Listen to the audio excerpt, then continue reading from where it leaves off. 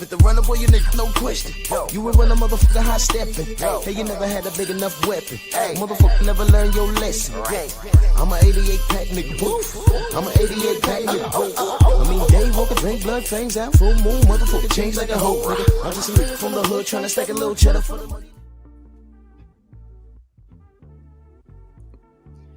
Yeah, buddy. Yeah, buddy.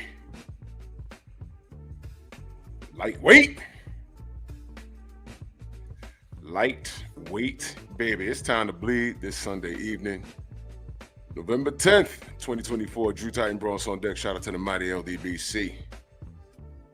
Like, share the video, smash the like button, smash the dislike button. Makes me never mind. This is boxing how we see it. You're entitled to your opinion. Do this roll call. Vince in the building. Salute my brother Mark Nash TV. Go subscribe to my fam. Mark Nash TV, my brother in the building. Salute. Chi-Town's finest. What's good, Brody?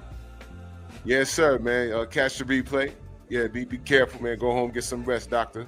Salute to you, good brother. Thank you for showing up. Woke. Mark Wonderlit.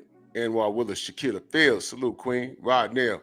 Steve Elder Max. That's right. We're moving. Black Martial Arts Society, a.k.a. the Focus Bowl. Salute. Alb Jones, Shogun, Michael Ray, Detroit native. Salute. We ain't going to waste no time because I want to be here all night. We're going to talk about, I just picked three. It was actually a really good night for boxing.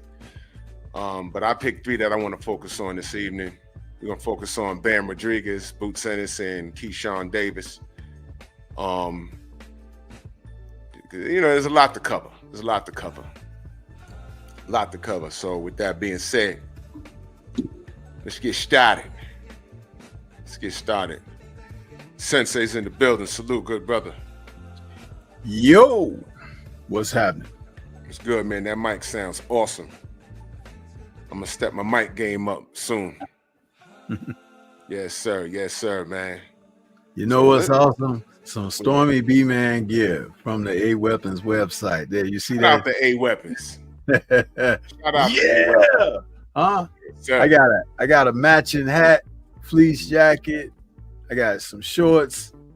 Man, we doing it to death, like James Brown would say, huh? Doing it to death. That's right, man. Man. Gears on point. You know, the options are up, man. I'm excited, man. Be on the lookout. Your Patreon is popping. Be on the lookout for my Patreon. I'm going to start it. I'm going to cross the T's and dot the I's on it, start uploading content probably next week, just in time for my birthday. Shameless plug. Next Saturday, November 16th, I'm going to try and do a live stream probably that morning. Third Game Boss, salute. Andrew Gray, what up? So let's talk some boxing. I want to go in order. Well, somewhat order. Like I said, there was a lot of good fights. But I just want to focus on three because that's all we have time for. Bam Rodriguez. That kid is special, man, in my opinion. I think that kid is special. He's what boxing needs. You know what I'm saying? We always, we always want to look to those smaller weights. We want to see who's dominant, man. And that kid, man, with the coaching of Robert Garcia, whom I might add is in the running for Trainer of the Year. Salute to Robert Garcia. Bam Rodriguez, man. That was a good outing. Now his opponent, how do you say this? Guevara? I don't want to butcher his name, but Guevara. Yeah, he was a solid opponent. they said on the broadcast last night that he was going to hang it up 12 years ago, but he didn't. Within those 12 years, I'm sure he's had some good wins, and he was a solid opponent. My brother Jab Jamboree, go subscribe to my brother Jab Jamboree. He was throwing some heat. I saw what the play was. He was committed to the body. Every time Bam hit him, he hit him back. He didn't let him off the hook for anything, but Bam turned up on him, man. Bam turned up on him. He dropped him, right? I want to say a little bit of that was balance, but Bam gave 0 F's about that, for real. And when he stepped in, I mean, this was textbook. He stepped in and smothered his opponent's punch and threw a sharp uppercut on the inside and called it a night, man. Good night, Irene. It was over with. Bam is an exciting fighter to watch, man. And they're talking about him versus Chocolatito. But before I go there, your thoughts on Bam Rodriguez?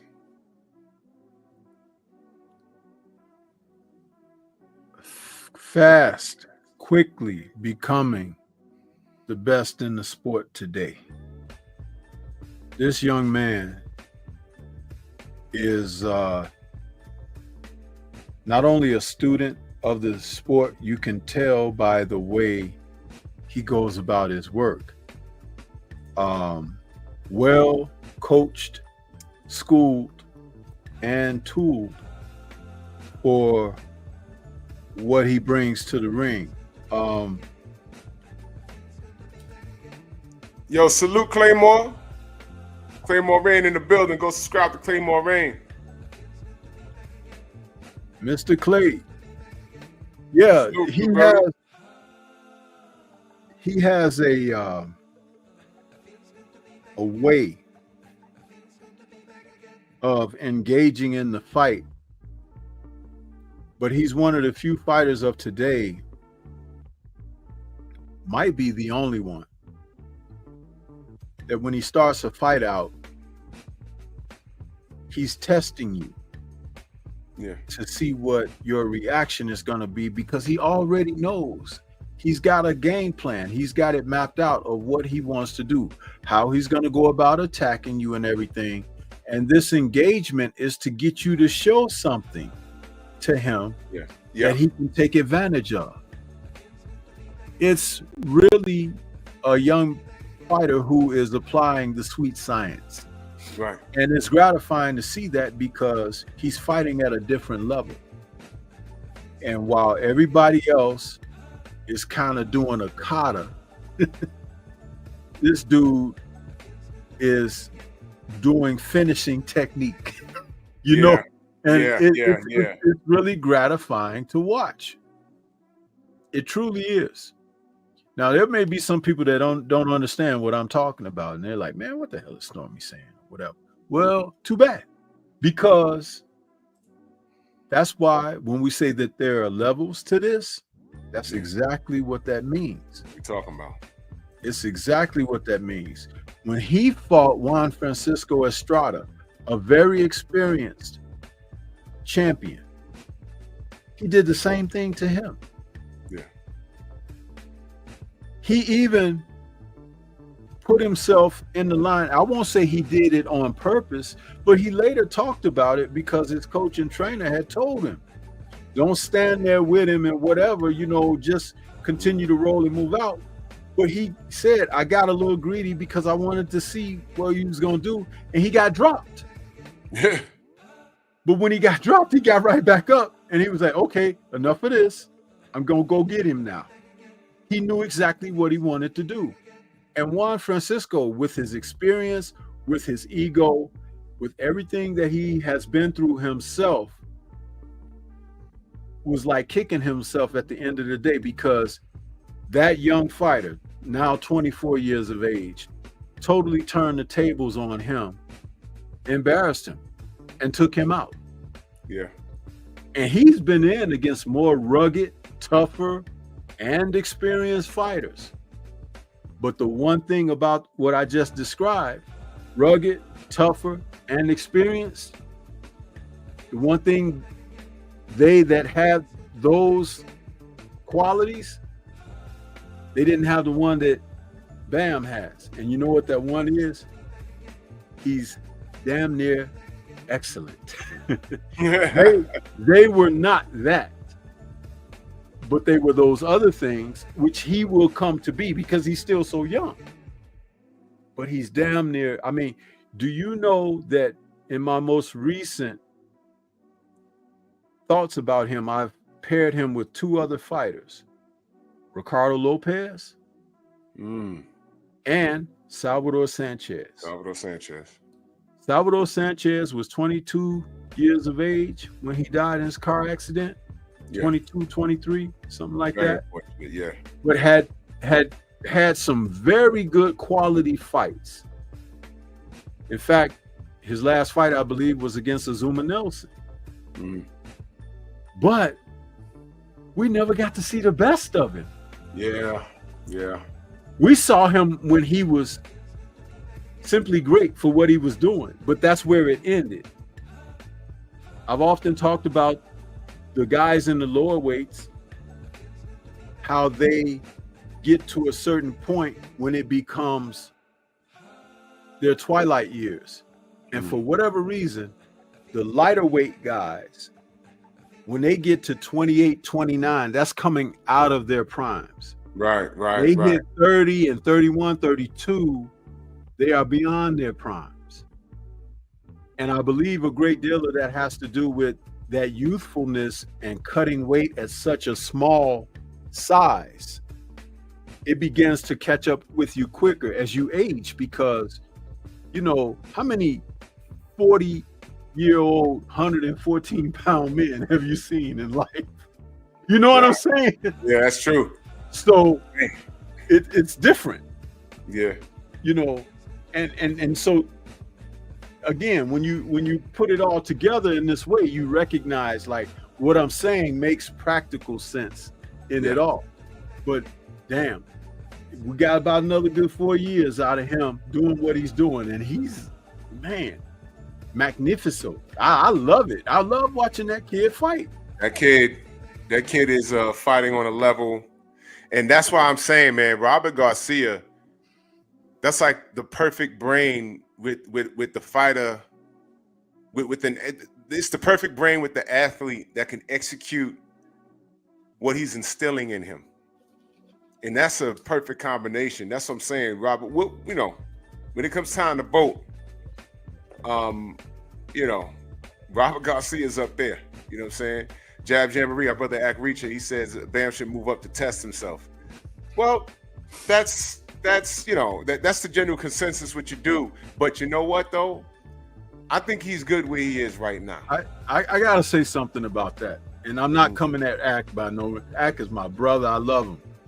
But I want to point something out to you. To not buy into the consensus of what the modern boxing person wants to see. Because that's jaded vision.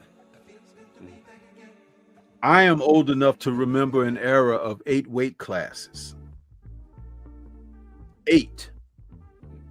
And what that means is that there were no real junior divisions. Okay? So that means that if you were a featherweight, 126 pounds,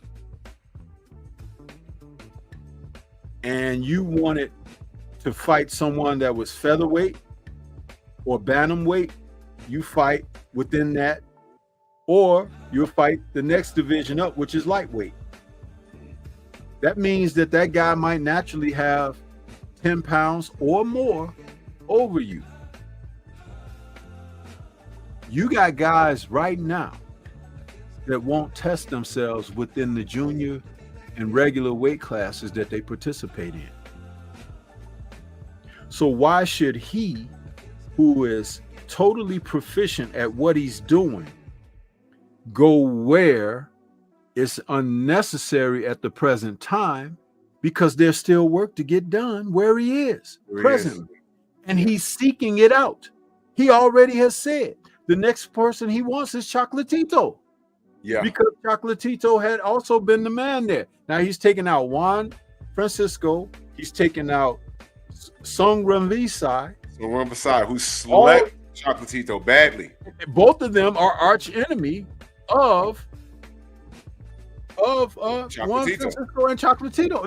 It's like these guys are amazing.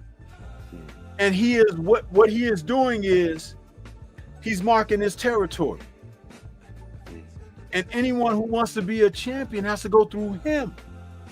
Yeah. Because he's the man. And once he's done that, what do you think he's going to do? Go up. The next step. However, don't rush the process. Right.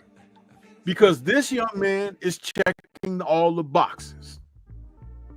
You got some of your favorites out there right now who forgot their pen. Yeah. And because they forgot their pen, that's supposed to mean that they can't check the box. Huh? But guess what? Stormy B-Man keeps a pen right here handy. And I can always come back and write it down. Who should be next? Who I want to see next? And it has nothing to do with moving up, but moving forward. Full speed ahead, damn the torpedoes. Yeah.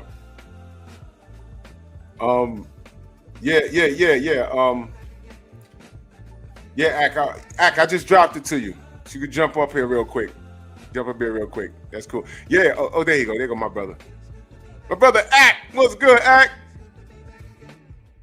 Yo, what's good, bro? You can hear me? What's good, Storm? Yes, sir. What's good? What's up, man? What's good? Look, I don't disagree with nothing that y'all saying. I just want to point out some things, and I'm gonna leave it alone. I'm gonna let y'all cook because I love what y'all do. And you know, me and Storm, you know, most of the time we agree, and then sometimes we don't agree. In this particular aspect, only reason why I'm saying that is because I remember there was a point in time with a new way where all my brothers was against me with a new way. Even some people in the LDBC outside of the usual suspect. And I was like, nah, a new way is good. A new way is good. And this is when he was probably like 115, 118. He probably was only a 2-division champion. And then, you know, Mac was saying I need to see more. Other people were saying they need to see more before they put him on the pound for pound. A new way challenged himself by moving up in a few different divisions from that time.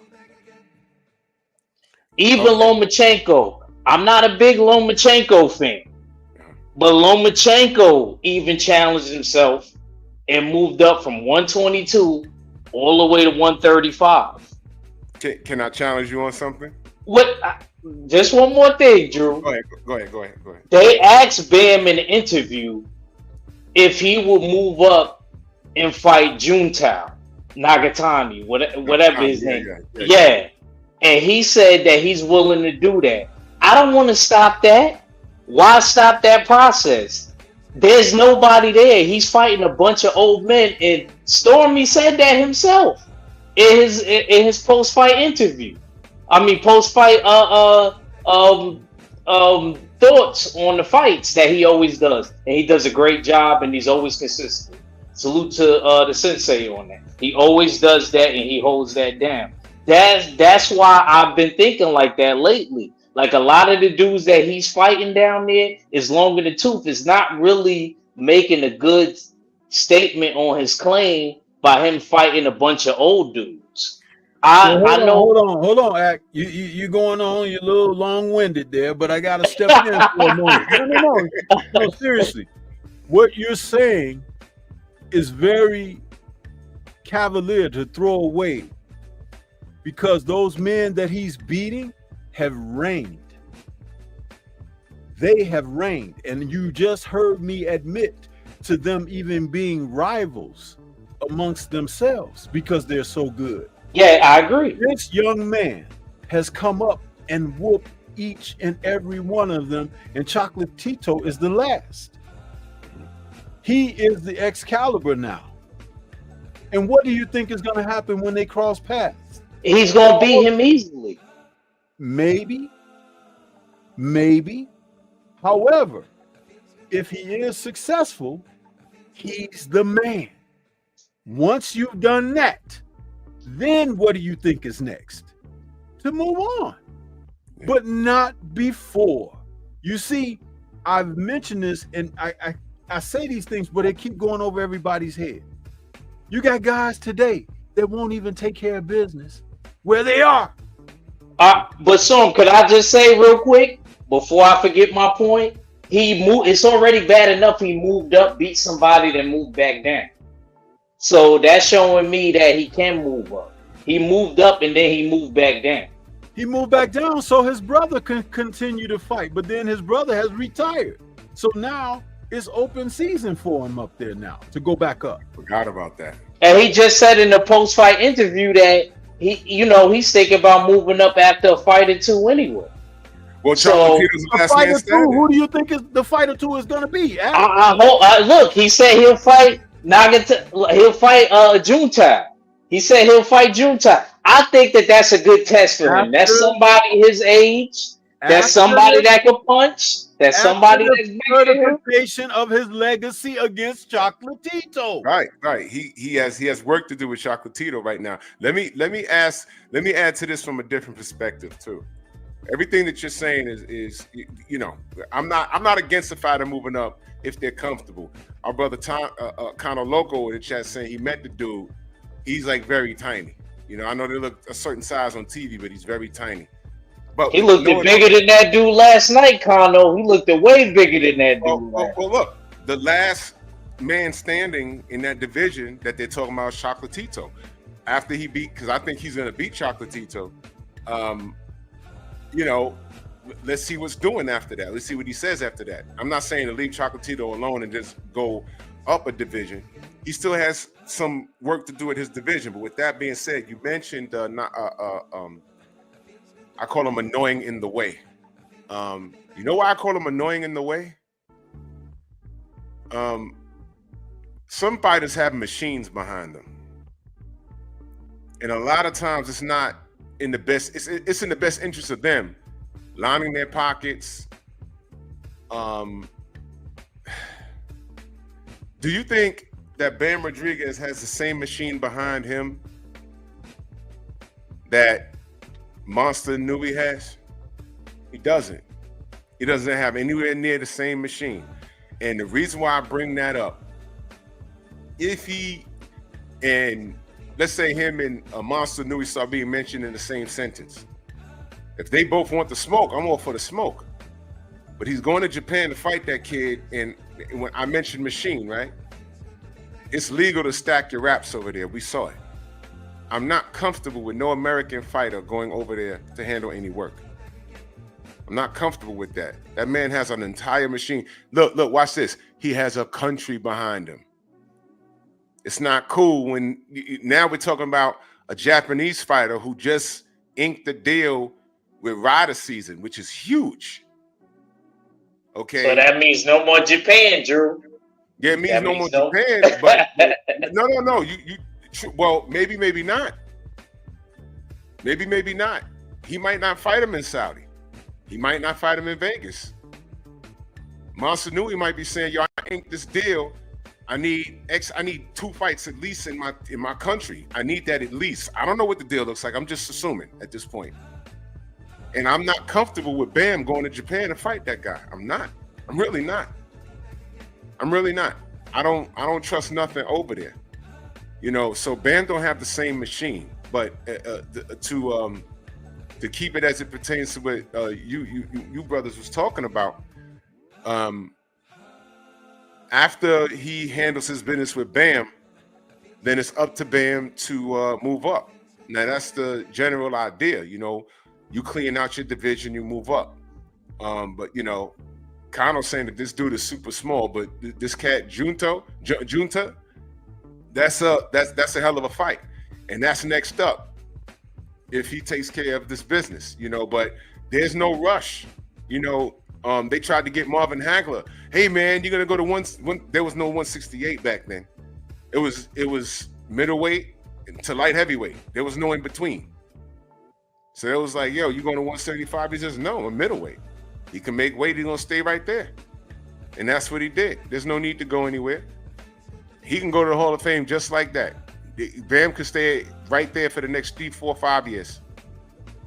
You know what I mean? I wasn't even implying that he was going to do that. What I was saying directly, and I'll continue to say, is that he's checking off the list of the important fights to have where he is presently. Once he finishes that, he relishes the opportunity for new challenges.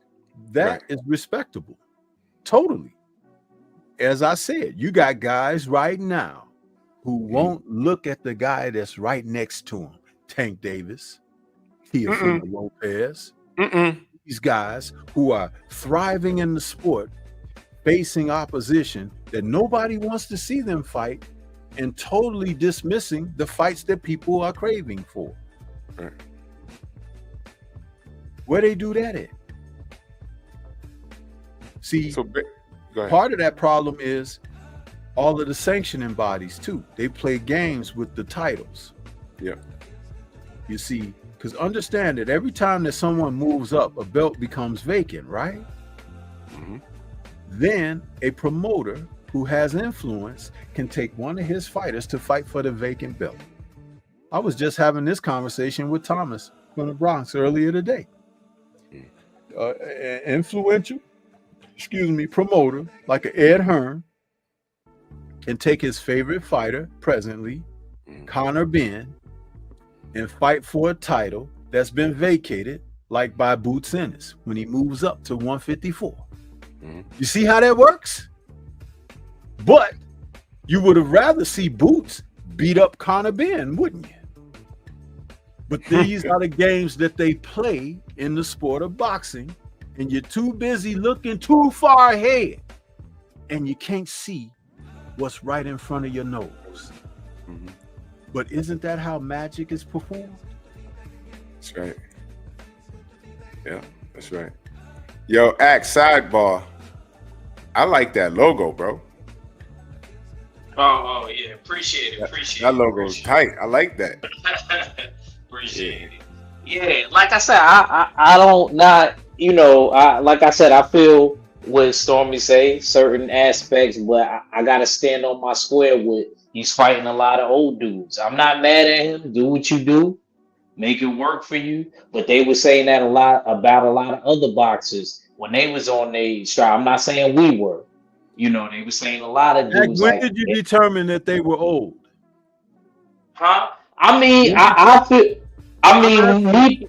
You said. I mean, I'm gonna say it clearly again. Me personally, I feel like you just said about them being older in the smaller weight divisions, like the 115s, 112, 115. I think it's 115 where he's at. You know what I mean? They're like mid 30s, 30 plus almost. What's his name? Rumbasai. I remember when they was doing their things in like 2018. You see what when they was beating the older dudes. You see what Drake Water said though? You see what he said? That's it. What he said? He said he ran over Sonny. He isn't old. That's the only, and that's exactly what I said today earlier on 503's channel. I said the only one that wasn't old was Sonny. Sonny was the only one that wasn't old, and I agree with that. Sonny Edwards was the only one that wasn't old. So when you say old, you mean as in these guys are like, did they retire? Did he retire them? Nah, not retired them, not like that, but they just a little long in the tooth. But long in the tooth, they were still at the top of their game before Bam caught up to them. You know what I mean? I feel like personally, Rumbasai, I haven't really seen him at the top of the game really since like them 2020s, like the early 2020s. But that's just me. Maybe I haven't been paying. When did Chocolatito become old? What Chocolatito now? What Chocolatito now? 37. After which fight did you deem that he was old? Nah. Chocolatito's still a legendary fighter, but I think he's a little long in the tooth. He might be the oldest out of all of them. Is he not the old? Was he long in the I tooth? I think Estrada's younger than him. Was he long in the tooth when Sarung Basai, slept him? No, they was young. That's when they was doing their thing. That was like what, 2018, 2019? Yeah, I'm trying to figure out, when do we determine that these guys are old? That's what I'm trying to figure that out. When do we determine that?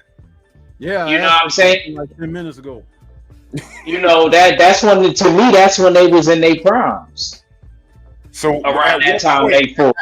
After which fight would you deem like, okay, they need to like? I mean, to me, when he went on the decline slightly, if you want to say Chocolatito, was when he lost to Rumbasai, and they were both was in their primes. And to me, he was never really the same. He came back, he had a marquee win. I forgot who he beat, and he had a nice marquee win. So between Chocolatito and Sarung Basai, when Sarung Basai beat Chocolatito, what was his record prior to running into Bam? Because I don't recall. Was he on a win streak? Was he like one up, one down, or what? I don't recall. Like I said, I don't recall either. I don't really recall either. I just know I hadn't seen him. Can you pull up the box rec real quick? Yeah, when Run V-Side, I got it pulled up right now.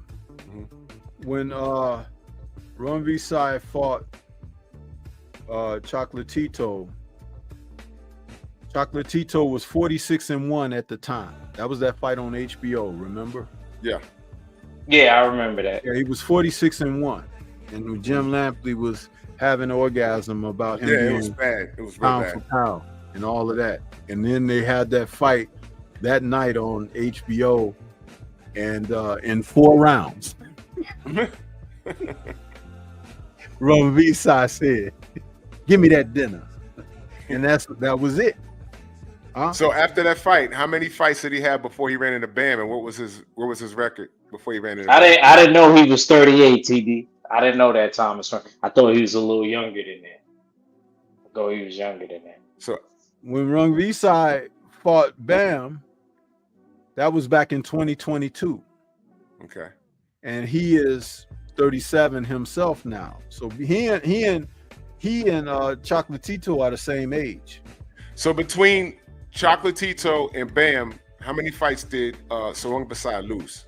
That was my question. How many did he lose? Between Chocolatito and Bam, yeah. And Bam? He's talking about Rumbasai. Yeah, he's talking about Rumbasai. He had lost one fight, a UD, to Juan Francisco Estrada. Yeah. And that was a rematch because he beat Estrada the first time. Yeah, so I'm not going to say he's long in the tooth. He's still fresh. No. He's still fresh. And how did he beat I guess I'm comparing the mileage. Yeah, because you can have the age and there's mileage there. No, I'm going to tell you what you're doing. You might not like this, but I'm going to tell you because I tell you the truth, man. I say things that people may not like all the time. You ain't did enough research, bro. You going on an eye test without looking into things. The information is there for you. You pull it up and you look and see, oh, I had that wrong. Just like you could have a date wrong, or you could have a number of records of win or loss wrong. It's human to err, but it's insanity not to research and look it up for yourself, because that can give you the confidence of knowing what you're talking about and to have something solid to stand on. Or as our brother BFTB likes to say, have the damn receipts, man. It helps. And look, like I said, I'm not disagreeing with y'all. I'm going more off the mileage. I'm not saying I'm right or if I'm wrong. I'm just saying I'm going more off of the mileage. Like I'll say it's been around. Based off of what I remember, I think the Sarung Basai versus Bam Rodriguez was a more dangerous fight because Chocolatito got slept bad by Sarung Basai.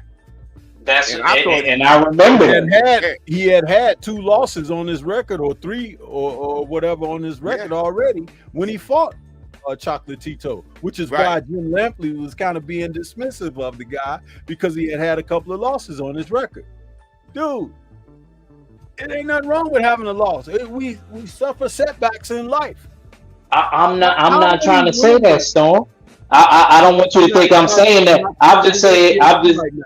I'm not speaking directly with you right now. Oh, okay. I'm just saying like they've been around. That's all I'm saying. Is just a model. I was speaking of Jim Lampley being dismissive of Soren Visai when he knocked out Chocolatito. I was like, he looked at the man's record and was thinking, oh, Chocolatito is gonna get him. And he got knocked out in 4 rounds.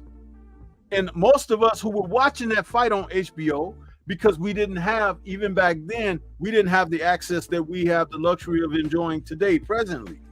Yeah. We didn't know Soren Visai. But when we saw what he did to Chocolatito, we knew he was better than what HBO had touted him as. And next thing you know, he's at the top of the division for the next couple of years.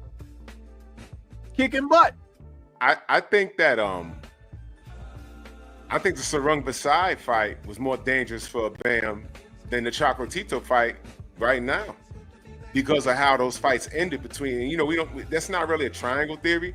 What I'm saying is, I think Sarung Basai, when he fought Bam, he was a fresher fighter. Right now, I don't think Chocolatito can compete with Bam in the long run. I don't even think that fight goes 12. I really don't. That's all I was saying, Drew. That's all I was saying, Storm and Drew.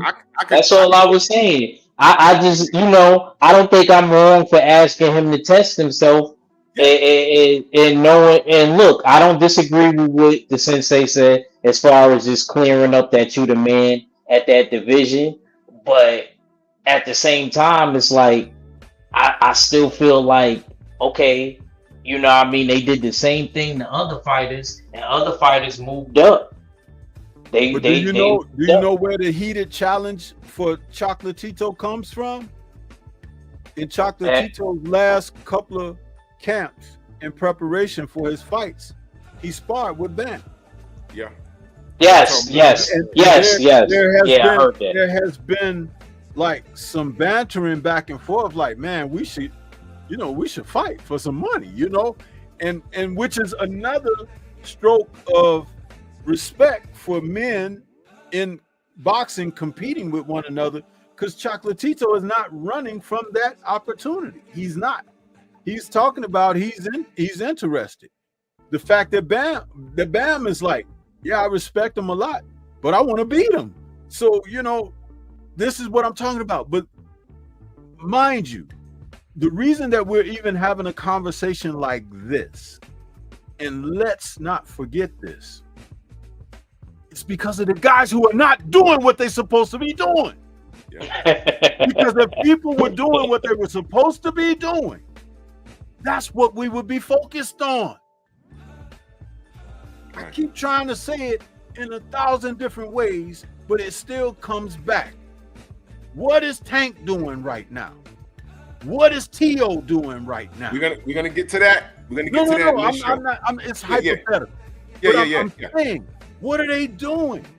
You got guys out here like Devin, and even Bud at his advance. He wants to fight the best or whatever, but they're freezing him off, blocking him off, aging him and stuff. And with Devin, they put roadblocks up. They try to take titles away, and foolishness. And all these guys want to do is try to prove that they're the best. Mm-hmm. But they'll carve out pathways and avenues for certain selected fighters. AJ, Lomachenko, and Canelo. I'm sick of it. Mm-hmm. Because those men hold up so many other fighters' careers. And when you talk about someone who's smaller than a heavyweight like Canelo, he's messing up several different weight divisions. Do you know that man has screwed up light heavyweight, super middleweight, and junior middleweight? Yeah. And y'all not mad about it. I am. Nah. Red won't even let us talk about it on him on the beltway.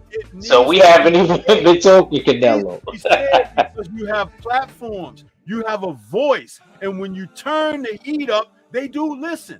But if you're not gonna do that, they'll dismiss you. We talk about this all the time. Yeah. You and I, we are definitely holding that end down. But that's why people be hating on us. Because we be saying, what's supposed to be said. I don't like those guys any more than anyone else, but it's not because I hate them. I know what they're doing to the sport. Yeah. You got two guys in Canelo and Tank Davis where the Turk tried to meet with them to offer them a deal to participate in the Riyadh season events so they can be a part of big cards where the best are fighting the best. They both turned them down. They sure did. That means that they don't want to fight the best. But how many robberies, and I'm talking about bank robberies with a damn ski mask on, has Canelo committed in the sport of boxing over these past 5 years? Bunch. And ain't nobody mad? Look, they don't talk about seat sales or nothing with him. Where the guys can't get fights and dates and stuff like that. Who do you think is to blame for that? Al Heyman? No, Canelo. He stole money twice. They let him back in the back door. Hey, the vault is over there, Canelo. And he went and loaded up the brinks. That's who y'all should be mad at. How many times it gotta be said? Isn't that the same thing that we talked about when we said if your girl is cheating, huh? But the dude only put the tip in, right? Just the tip. Huh? But you, no, man, she wouldn't do that. She was just. Sensei, you supposed to be a monk. Come on, Sensei. Yo, look, man, look, I look, like I said, man, I love coming on here, chopping it up with you brothers. I'm gonna get ready to set up and do my thing. Yo, look, love you guys, man. Yes, just because we don't agree on every aspect, I don't want y'all to think that means I love you any less. Stormy remind me of my Uncle Perry. Me and my Uncle Perry go in about stuff like this when it comes to boxing all the time. Because he think nothing is better than the 70s and the 80s. But that's a whole nother story I got to talk to Stormy about a whole nother day. You know what I'm saying? Like, he the same way. So, you know what I mean? I appreciate both of you guys always supporting me and stuff like that. And I'll be in y'all chats. You know what I mean? When Bam, look. Let me say this to you, Ag, before you go. Okay. Understand. No. Seriously, this is all with respect and everything. Why do you think I'd be suggesting that you go back and study for yourself? I'm saying that because there is a disconnect presently in our society of young people, including your generation, that cut the line of legacy and heritage and things of that nature. And they're acting out in present day without a connection of what's come before, which is why they run into so many problems. It used to be a saying, it takes a village to raise a child. Now a child is born thinking that the world started when they arrived on the scene. What the hell is that? Man who makes himself, you know what I'm saying? So when I'm suggesting, because I don't know everything, but I'm suggesting, check it out for yourself. You might find some revelations that be like, whoa, dang, I had no idea. Now it's giving me a different perspective to not only think from, but to make my next move and attack from or whatever. That is what it's all about, bro. And the worst part of it is, I would be a horrible person if I didn't make the suggestion to you. Hey, look, man, that you real OG. That's how I know. You know, you and Drew were solid. You know, even why me and Drew used to do certain topics on his channel on Fridays. He used to be like, yo, Act, you're gonna have to do some homework. You're gonna have to do some homework, young Act.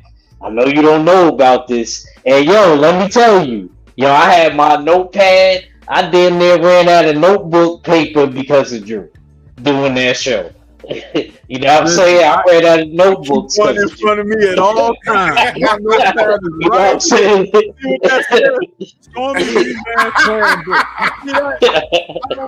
For real, I hear you, Sensei. I hear you. But Drew, I definitely had to have one. Yo, look, you gotta look this up. Man. You know what I'm saying? You may not know about this. This is before your time. So, you know what I mean? But salute to y'all brothers. Like I said, all I'm saying is, I'm not gonna look when if Bam do what he do and he fight the person that I want to see him fight, look, he can do what he gotta do. He can take his time. He's 24, right? Yep.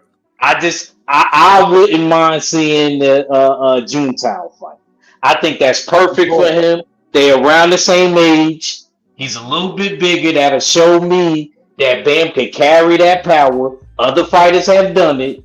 And if he does that, I ain't gonna lie. You ain't gonna hear me say nothing no more. I'm gonna tell y'all I was wrong. I'm gonna tell my brothers, because all my brothers like Bam too.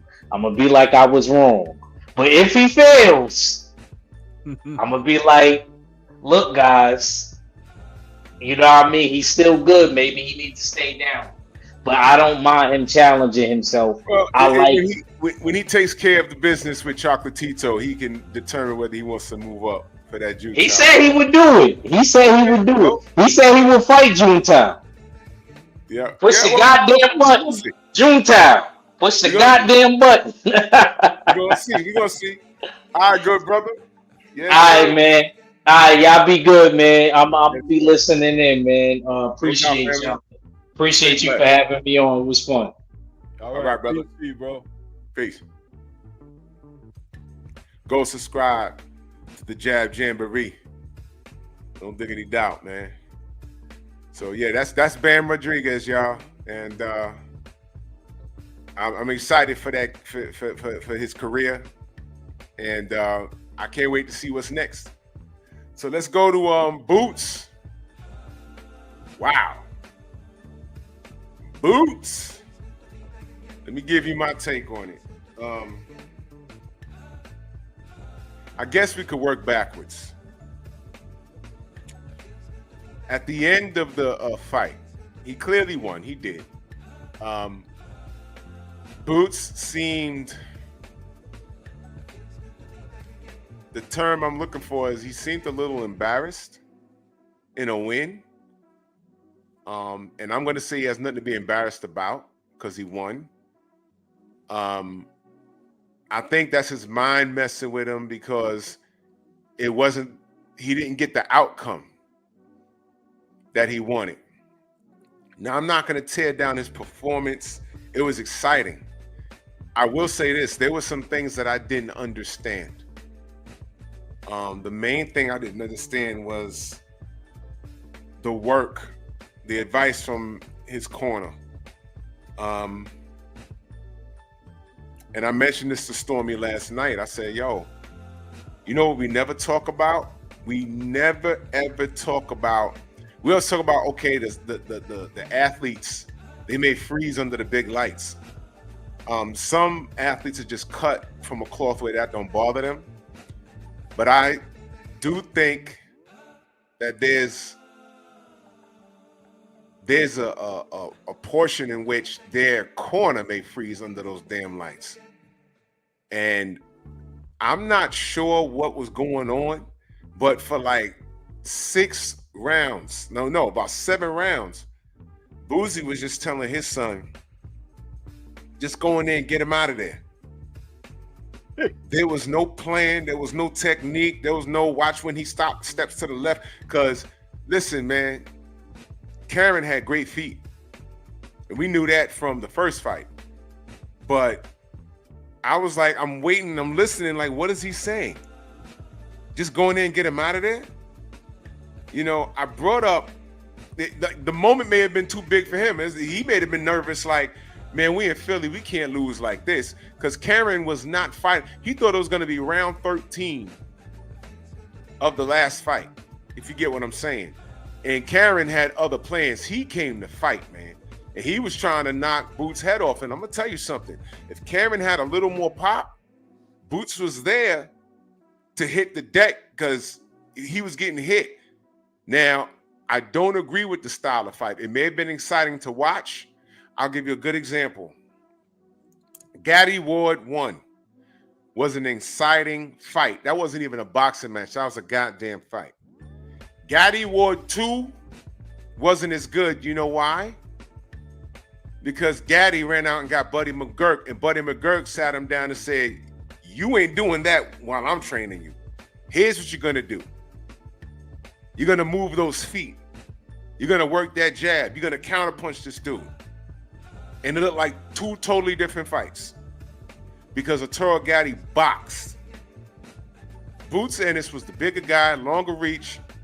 There was no reason for him to be in the pocket like that. Now, it made for an exciting fight to watch. So I'm not going to say that he had a horrible performance. But I did give him a C based off of me being annoyed with the bad advice from the corner. And I'm giving him a C because I can't determine whether if he was trying to get the knockout or whether he was just so caught up in fighting one way that he couldn't think outside the box and say, yo, you know what, before something bad happens, let me just box this guy. Because it's clear he's not going anywhere, although he made him take a strategic knee. And he hit him with the uppercut, but that wasn't it. What set up that uppercut was the body shot. So he took a knee, which was smart. But I gave him a C off of his performance because he did not need to be there fighting how he fought. It was stupid. And what I did learn was it's a possibility that under pressure, he can't think outside the box. And that's probably what that embarrassment was at the end. Because you did all that work and didn't get the knockout. Karen turned out to be a tough man. And it turned out that I think it was two things going on. Boots has a really good chin, and Cameron can't crack like that. But every time that left hand landed, I said, damn, Bud does that twice, this fight's over. Errol does that 2 times, this fight's over. There are bigger punches. And then you talking about going to 54, fighting like that, I'll have none of it. Don't do that. He has to show me, first of all, I didn't hear about him struggling to make 147. There's no reason for him to leave 147. Now, I know it's going to be hard for him to collect all the belts in 147 because of politics and nonsense. But Boots, I don't want him to making the mistake of trying to just grab a big name fight and then having a tough fight, or like tough fight and winning, or tough fight even worse, losing. Because he's going to damage his own legacy by doing that.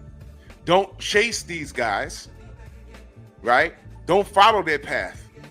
Set your own path and create a new trail. If it takes you 24 months to clean up 147, then that's what you do. Then by the time you're ready to go to 154, all of that mess up there will be cleared up. They're talking about him going 154 and possibly facing Madrimov. Pause. Don't do that. Don't do that. There's no need to rush. Set your own trail. Set your own trail. Errol's not at 147. Bud's not there. Don't go looking for that. Don't go looking for that. Clean up what you got going on, because right now, there's a lot of people saying, yeah, I saw it in everyone's post-fight. Oh, Boots don't want none of this from some. I saw all the names. As soon as he had that performance, I saw all the names. He don't want none of this guy. He don't want to. Yo, listen, Boots will be fine if he don't fight like that, because he's a better fighter than that. We all seen it. Every time he got in the pocket and mixed it up, he got hit coming out. And all I kept saying is, Bud hits him like that with a left, he's going down, man. If Karen had a little more power, he'd have knocked him down. Nobody likes how he was getting hit. And Bud hit him up on Twitter. I saw the screenshots on Instagram. You know, he basically said, yo, you know, you have nights like that. Bud, of all people, understands, because they was ready to throw Bud out. Throw the baby out the bathwater after the Madrimov fight. It was a little tougher than we thought. But he won. Boots, similar circumstances. It was a little tougher than he thought. They thought they were in a train to chase him around all night again. No, he stood in the pocket and was catching him. And it's like, oh, it's a different guy. Yeah. This is Mike Tyson's punch out. The first time you fight Don Flamenco, you beat him one way. When you rematch him, the computer makes him fight a different way. You're like, oh shit, it's different now. That was last night. But that's okay. But he needs to remain at 147 and clean it up. And you can talk your trash about 154. You know, they're talking about Virgil Ortiz. Get the smoke then. They want to talk about him so bad, but didn't Victor got? Did they call the fight? Did they call the drop when he got dropped? I forgot. I think they didn't rule it a knockdown, but nobody's clean it up. I already saw people. Oh, Boots don't want it with Stanionis. Why not? You want all the smoke? Get the smoke. Just tighten up what we saw last night. C performance. I gave him a C because I know he's better than that. And I didn't like the corner work. I don't know what the hell was going on there. But, you know, I'll land the plane right there. Stormy, your thoughts on Boots? I made a joke earlier today. You know, I fancy my own jokes, but I said, with a nickname like Boots, ain't he supposed to have him deep in somebody's arse? True story. You know? But I'm going to say this. A couple of things went down with this fight taking place, which also goes to support my notion of rematches in boxing are not a bad thing at all. Mm-hmm. Because you don't necessarily get the same fight twice. You can on occasion, but most often not. Especially when you're dealing with someone who wants to improve or wants to prove a point. And I believe what Cherkasins showed in this fight is the desire to silence the naysayers and those who were so dismissive of his initial performance in the first fight. To a certain degree, the Ennis camp bought into that as well, because they brought no plan B, C, D, so forth and so on. They came into this fight thinking that their talent and their position in the sport, being the IBF champion and the A side, let's not forget that, because nowadays that means something to certain individuals. It certified them a certain type of respect. But what they forgot along the way was to respect the opponent. Karen came in to make a fight of it this go round. And Boots was forced into performing in a way that he may not necessarily had trained to do. Right. But he had no recourse. Otherwise, he was going to be made to look really, really bad. But because he wasn't trained and prepared, like he dishonestly said, we're prepared for everything. That's what he said. He did say that. You can run the tape back. He said before the fight, when they interviewed him, final presser, I think, or it was either at the weigh-in or the final presser, he said, well, we're prepared for everything with this guy. Mm-hmm. Okay. So it showed and proved that he wasn't. But even still, the lack of ability to make adjustments when it was necessary to keep himself in the best graces, to look good boxing, keeping this guy out of his league by showing the talent that he has. Now, one or two things could have happened there. Either what the aggression and different form of fighting that Cherkasins brought, either he wasn't prepared for that, or Boots can't box. Now think about this for a moment. Because in 12 rounds, he never took a stance and say, I'm going to outclass this guy. When the old adage, and I spoke about this earlier this morning, and I spoke about it last night on the post fight, I said the old adage is, you box a fighter and you fight a boxer. Now, what did Boots do? He fought all night long and got hit, got beaten up on. A lot. Yeah. So either you can't box or you're a dummy. Now, that's harsh, right? But which is it? Can he box? If he can, why didn't he? That's what I. You know why? Because when you say you can box, that means that you're in a position to outclass the other guy. And somewhere along the way, because you have the ability and tools to do so, you can set traps, run him into something. And it's always that which they don't see and everything that sets it up for a knockout. But if it's the latter, where I said you're a dummy, then that means that even though it didn't happen on this night, that L is awaiting you just around the corner. That's right. You're a dummy. Now, which is it? And when I say the L is waiting around the corner, that doesn't necessarily mean a loss. That could mean a greater lesson. Yeah. And sometimes your lessons can be more significant than a loss.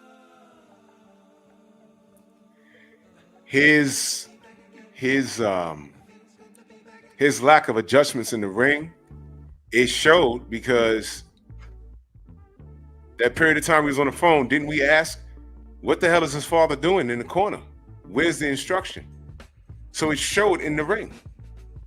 And if he's a reflection of what's going on in that corner, the last place he needs to be is at 154.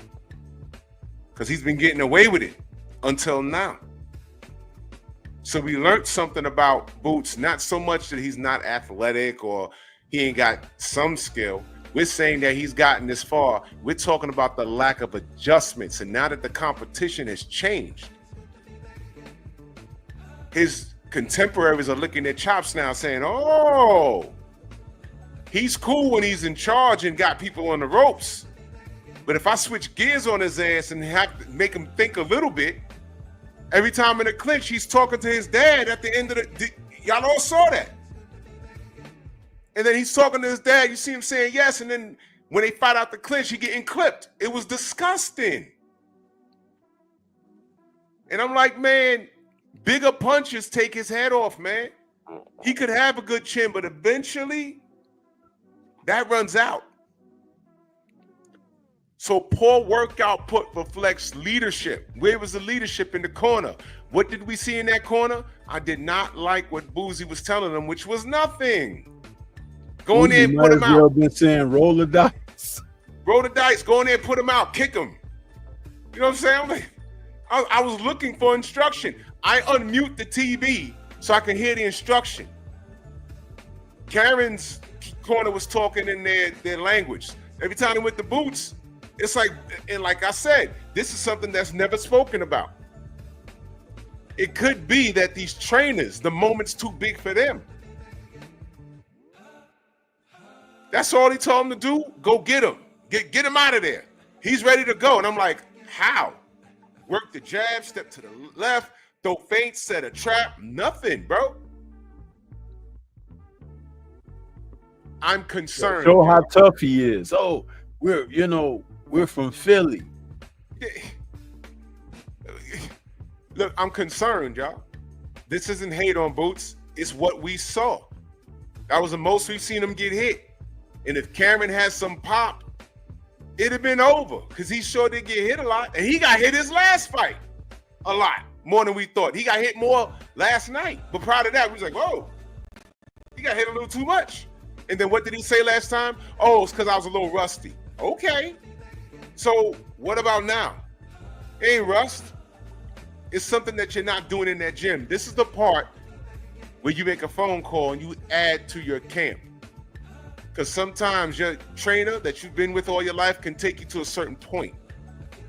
So now he needs to go to that next level, man. And allow me to help here too, because the brother Paul Carrick and TD are making some remarks in the chat that need a little attention. Paul Carrick says, is it time for Boosh to switch trainers? And TD was saying maybe he's working with too many fighters other than his son. Let me just point something out to the questions that you all are asking by sharing some names with you. Emmanuel Stewart, Georgie Benton, Eddie Futch, Ronnie Shields. Have they worked with multiple guys before? Robert Garcia. Family members. I mean, when you're a good teacher, you can produce quality protege students. When you're not, you can still produce protege that can be competitive. However, the proof in the pudding is when trial comes up, when you are tested, when you are put to the test of show me what you got, show me what you're working with, show me what you've learned, teach me a lesson. Now we're talking.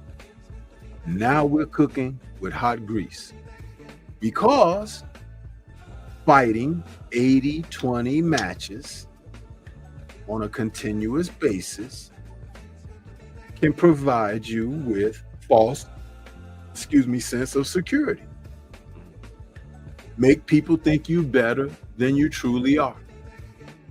Make you think you're better than you truly are.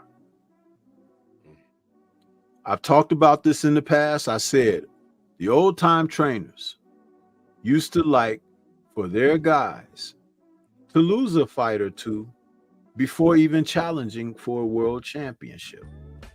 Do you know why that is? It's because when you get to a point where you've suffered a setback, you get the opportunity to correct mistakes that led to said setback, and then you go forward anew with a different position and outlook, and you're more readily prepared to enact adjusting and whatever when you meet opposition in the future. By the time you get to a title shot, you understand what it would mean if you were to attain this glory. And then after becoming a titleist, you will understand what it means to retain that because of the sweat equity that you had to put in of self to attain. You're going to take care of it. You're going to look out for it, and you're going to work hard for retention. But if it comes so easy, then what's the value in it?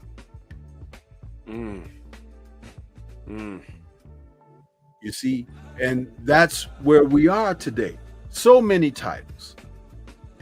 Guys are becoming 2, 3, 4-time champions sometimes with all of these belts and everything, but have never really even met a challenge in their lives. That's right. In their careers, rather. So it's like, you have to understand. And how many times do you hear me say, you got to know what you're looking at in the sport of boxing? So Paul Carrick and TD, no. The answer is no. He doesn't need to change his dad from being his trainer and coach. And his dad isn't working with too many guys. But the dad may need to change his philosophy. Yeah. And he needs to get back to context of work. So what, your son is fast. So what, he got some good pop on his punches. So what, that even he, got a decent beard. What's going on up here? Is he the smartest guy in the gym? Is the guy that can be least touched in the gym? Does he have the strongest work ethic in the gym? And if he does have that,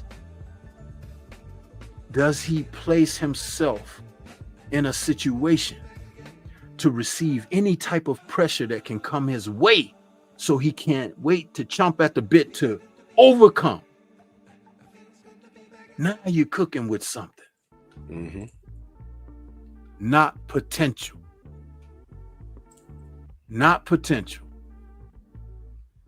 but possibility.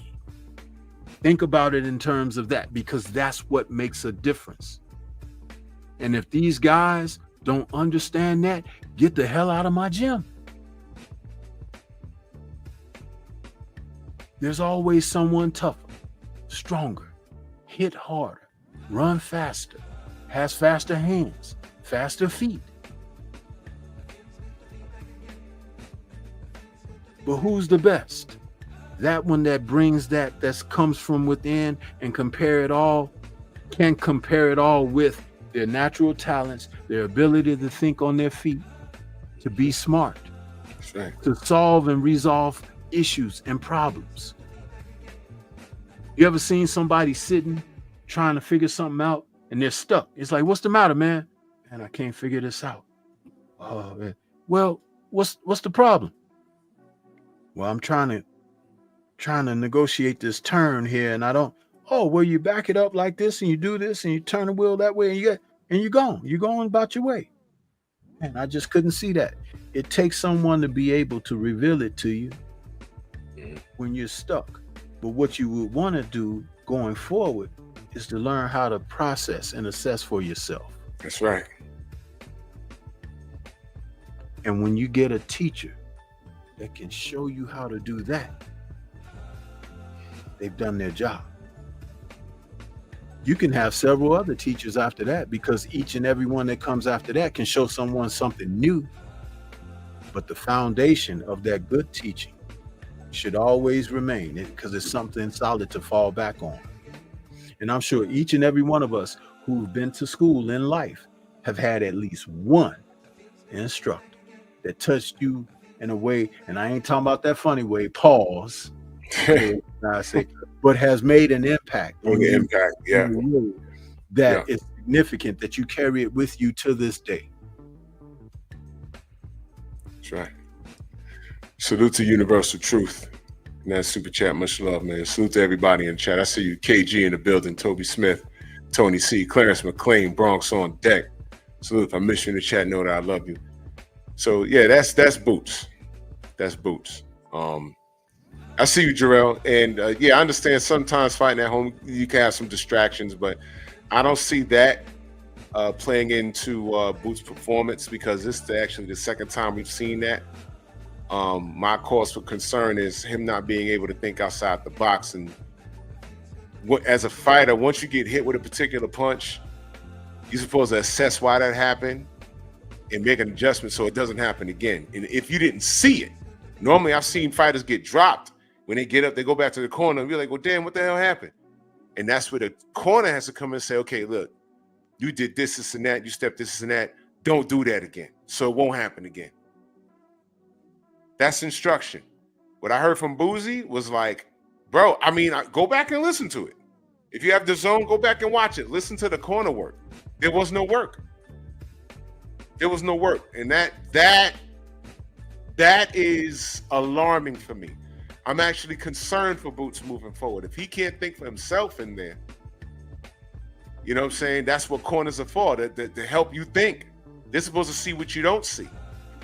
And I just didn't hear it. And that's alarming for me. So hopefully they'll work that out. But I don't think it's an isolated incident. So yeah, Stephen X adjustments. Snacks B, salute. So let's go on to Keyshawn Davis. And I'll be talking about him tomorrow morning too. I'm not, you already know I really don't particularly like what the kid has to say a lot, but we're just talking boxing here. This kid is a problem. He's a problem. He's a whole problem. And although, let me say this. He was picked to beat this dude last night, Lemos. But what pissed me off was Lemos just disregarded the weight and everything. I don't know what the fine was or whatever, but this is becoming a horrible trend, and I don't like it. These dudes saying F the weight that we signed up for. Lemos looked to sacrifice a purse and just everything. He just wanted to win. And again, Keyshawn was at home in Virginia. He came out with the marching band, and I'm watching it like, I don't like these home fights. Those be the toughest ones to win. I don't like it. And I didn't like Lemos just disregarding everything.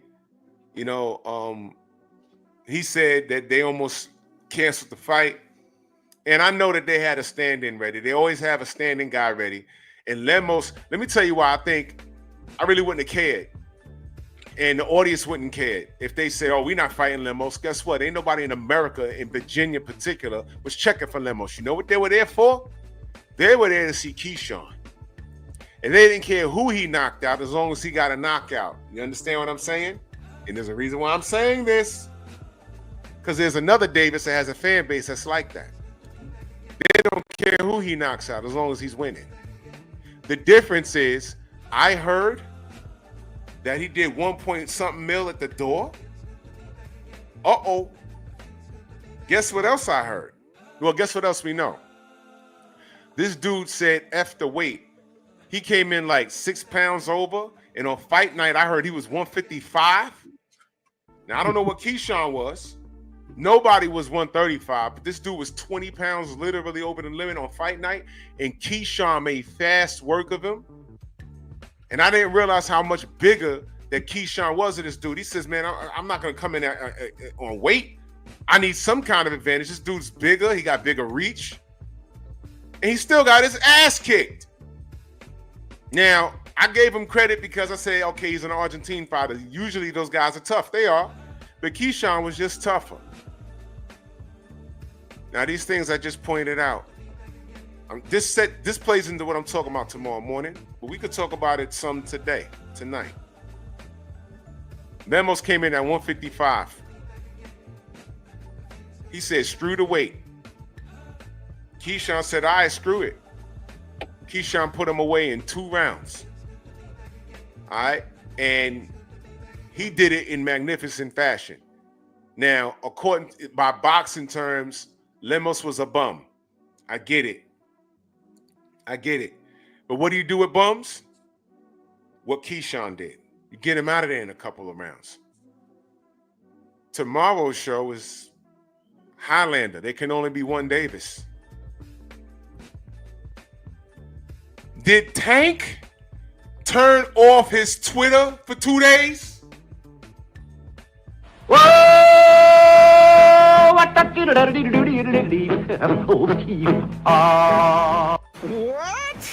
What? Did this little mofo cut his what? Now Keyshawn ain't playing no weight. You don't want to come in on weight? Fine. I'm gonna fight you. And got him out of there. Your man Tank tries to weight drain everybody he fights, bro. And just earlier in late 2023, going into 2024, y'all was saying Devin was too big for Tank. Remember that? El Rayo and him was almost signed and sealed. But El Rayo's team was like, we're champion 140, we're not coming to 135. Keyshawn just went in there and got the job done. So his moves outside the ring and what he says, I ain't messing with Keyshawn. But I'm watching the work output.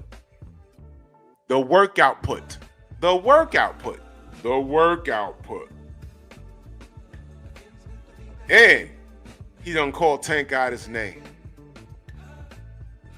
So don't look now. He has another contemporary right in his chest. But more on that in the AM. But I'm going to give Keyshawn Davis an A+. He didn't get touched that fight. I saw ring generalship. I saw Ring IQ.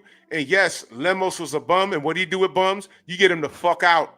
You get him the fuck out of this. If he went 12 with that guy, I'd have been like, nah, he was supposed to get him out of there. I don't care if he was 30 pounds heavier. You signed up for it, right? Right? Ain't that what we say now? You signed up for it. He got him out of there. He showed Lemos you shouldn't even be in the ring with me, and you tried to cheat. Now, I'm not a numbers guy, but he did great numbers. He did great numbers at the door. I don't know what the numbers look like as far as eyes on it, but it seems to me, watch this, y'all, Keyshawn Davis did more than any of Tank's opponents have done. Let me ask you a question, y'all. Ryan's a rock star. When he fought Oscar Duarte, did that match what Keyshawn Davis did with just 11 fights? Uh-oh. Uh-oh, SpaghettiO. Keyshawn at 135 is next up, y'all. Unless somebody's going to stop him. Is somebody going to stop him? I don't know. Now, let me get to the locker room. I saw Keyshawn celebrating with his brothers. They all won. Salute to them. And I saw some little motherfucker with a hood on. He didn't even take the hood off, bro. I saw Bud congratulating Keyshawn, telling him a great job. And there was some little nigga with a gray hood sitting there. Talk about, oh, why everyone's so happy. Yo, Shakur, you want to take this picture? Oh, okay. And he put up a fake smile like, I saw this video, man. Listen, man. Shakur was so jealous of Keyshawn, bro. Shakur was so jealous because you know what? That's his contemporary. And let me explain something to you. Ain't no friends in boxing. If we in the same weight class, and you know for a fact we could cake off, if you're my mans, we fighting. This is just the business. I don't want to hear, oh man, they friends ain't gonna fight. If you on that tip, you a sucker. Let me pull up the video for you. Cause he looks straight, like, aggravated. Where's that? I don't remember who sent it to me. But it was funny as hell. Keyshawn was like, yo, he didn't even want to, he was sitting, Shakur was sitting there with his hood up. I was like, yo, what's wrong with this kid? I'll tell you what's wrong with him. He was annoyed. Oh, here it is. Here it is. Look at this, y'all.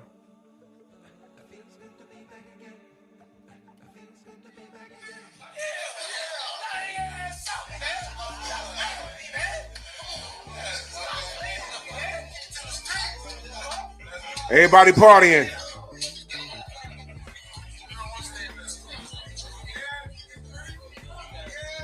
Look at Shakur. He even take his hood down.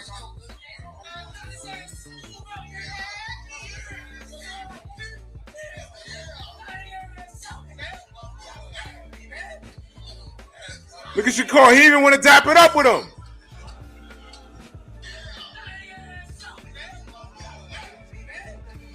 He even want to dap it. Shakur sitting down. Remember that look he gave Devin? He gave it to Shakur. He gave it to Keyshawn, bro. Your boys is partying and you sitting down with your hood up. Because now you and him are in the same sentence.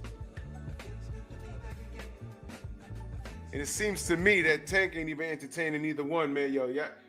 I think Keyshawn next up. So Stormy, I'm gonna give it to you.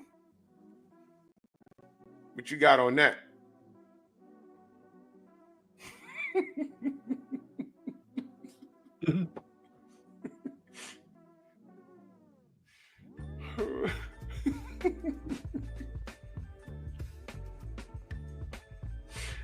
Oh.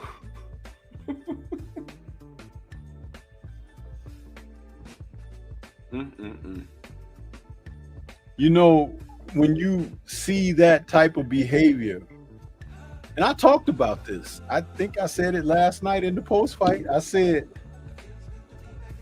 that whole friend thing, that's getting ready to go by the wayside. And it's not going to be Keyshawn's fault. It's going to be Shakur. Just like Shakur turned on Devin, he's going to turn on Keyshawn. Yep.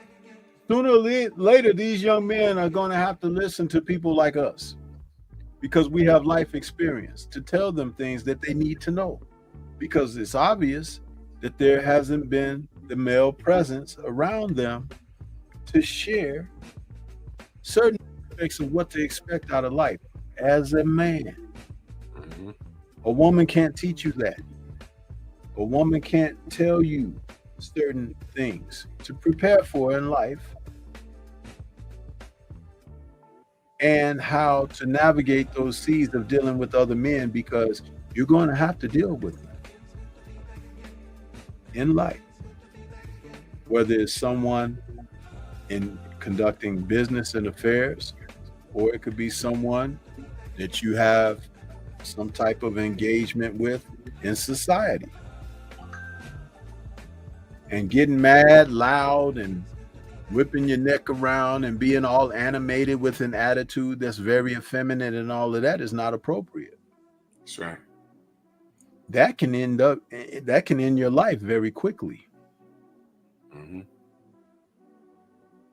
Because the first way to deal with someone who's out of control is to put them under control.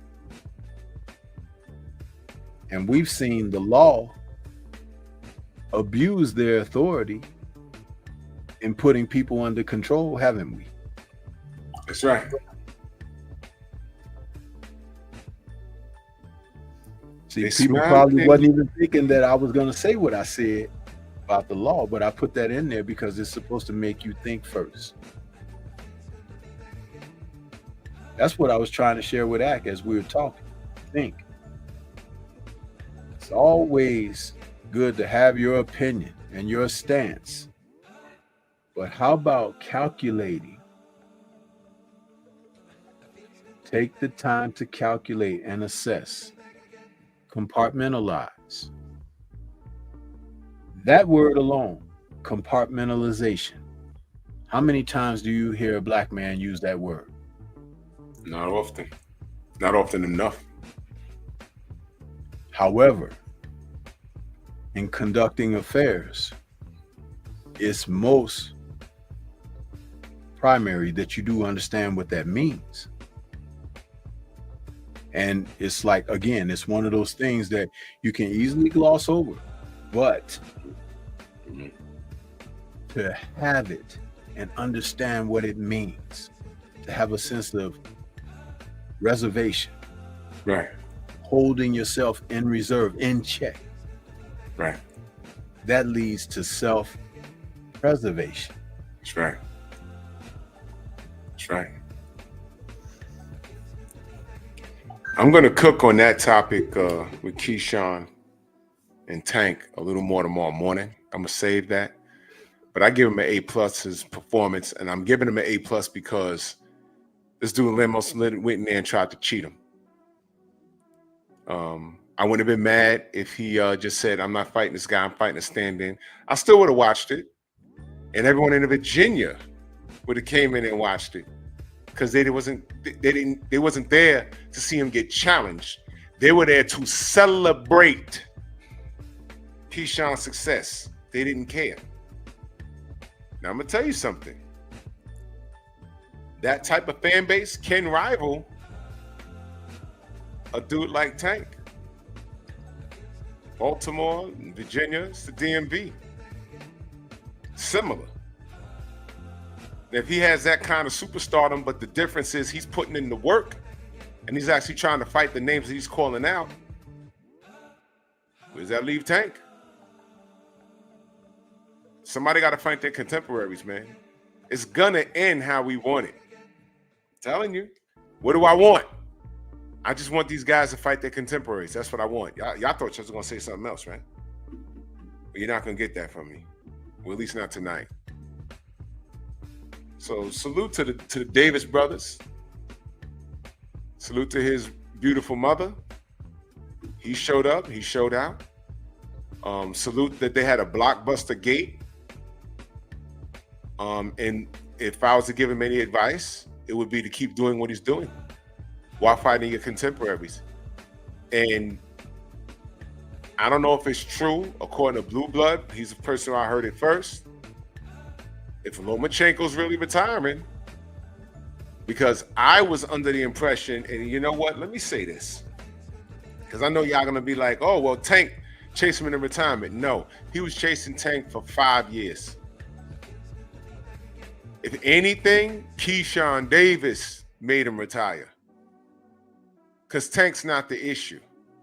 I said that they're rolling out the red carpet for him to become undisputed. But they're going to make him he's going to do it at a rate where he's not going to, it's going to be a path of least resistance.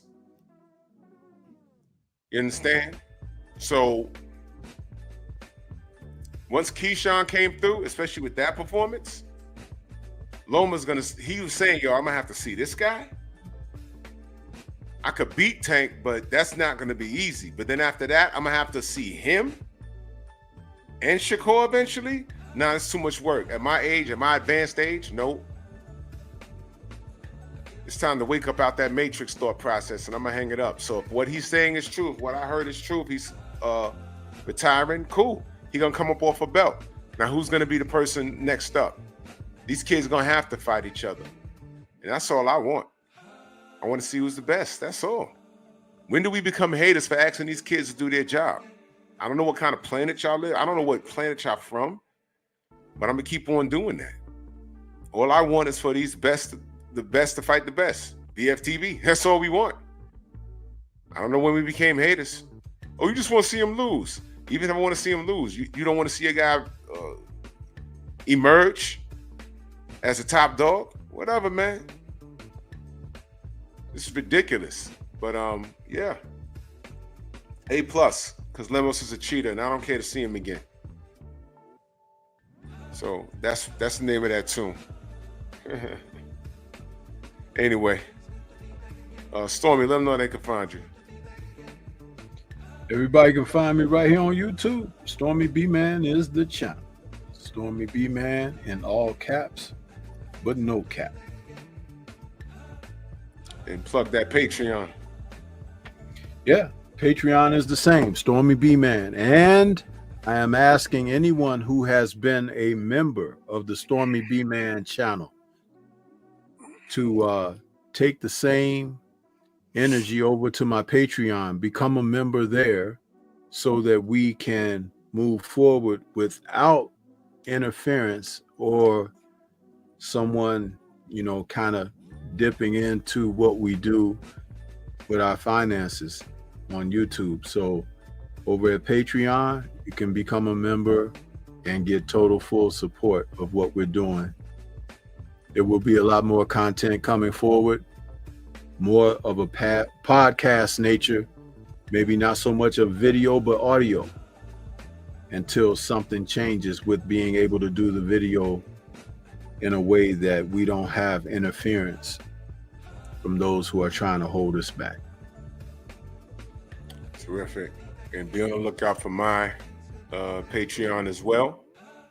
I should be coming in next week or so. And be on the lookout for my Tank Davis video. I definitely can't add this on YouTube. So you will see it on Patreon. I will let you know when it's up. Yeah, and I'll put up that information as soon as possible. And to my my monthly supporters, I will let y'all know when to pull the trigger on my members only. I would like all my members to make the lateral move and support me over on Patreon, because YouTube is treating, and come to find out, it's not only my people, these people, content creators. There's a slew of content creators that are getting sharded on, and it's bad. It's bad. So what we got to do is, quote unquote, defund the police and make that lateral move. You understand? Still do content here. You know, the AdSense program is still popping, whatever. But as far as Super Chats is concerned, I'm going to promote the Venmo, the Zelle, the Cash App that much more. If you want to donate, that's great. My members, I would like all my members to become members over on my Patreon, because a lot of y'all don't even get my notifications. And if they're going to treat us like that, why are you going to give YouTube 30 cents off of every dollar you donate to the people that give you good content that you see fit to donate to? It doesn't make sense. So if it don't make dollars, it don't make sense. So I love you guys, man. I appreciate y'all. No doubt. Salute to everybody in the Venmo, the Zelle, the Cash App, the Super Chat. I will see y'all in the AM. Salute to Teofimo Lopez's sister. You know, I'm not letting this go at all. You know, I love my editing, but salute to her. She made a good choice. Because once you go black, you never go back. Salute. Is that his sister for real? You know, I just put her face on some chick, but it just fits perfectly, right? But yeah, but I understand that. No, that's his ex-wife. His ex-wife is dating a black man, and his sister's dating a black man. So Teofimo's behavior makes all the sense in the world, and I love it. So yeah, but more on that next week. Well, this coming week, I'm gonna clown him forever. But yeah, man, we'll catch y'all on the rebound, man. Bronx on deck. Move! Why are you gay? Who says I'm gay? You are gay.